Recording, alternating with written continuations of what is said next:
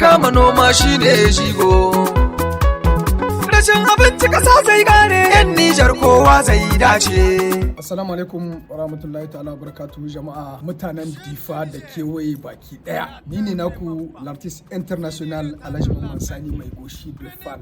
Yau gani a garin Difa insha Allah gobe jeudi in Allah yarda. Idan Allah ya kai mu muna da babban mobilisation a tribune official ta nan garin Difa. Muna kiran kowa da kowa matasa samari da tsoho da tsohuwa yaro da yarinya muna kiran ku baki daya ku zo da fefe bakin karfe 3:30 na marici idan Allah ya kai mu. Za ku ji sakon da muka zo da shi insha Allah kuma za mu nishaɗantar da mu. Ina tare da artist militaire naku na nan Difa ba batacce bane kun san shi Oscar don kenan an ce ta faru ta gari. Assalamu alaikum mutanen garin Difa. Kamar yadda kuka sani ina tare da sarkin mawaka na sojawa Tisa International Alhaji Mamman Sani mai goshi. Ya zo shi da kanshi cikin garin Difa kuma ya zo muku da babban sako. Don haka muna kiran da dukkan matasa na cikin Difa tsoho da tsohuwa da na yanki da na ko'ina gobe mu gamu a nan tribune na Difa. Insha Allah za mu za a wargaje ta ko? Za a wargaje a fitar da Kenzar. Misalin karfe 3 mu zo mu huto kowa da kowa masoya kai kun mun gamu.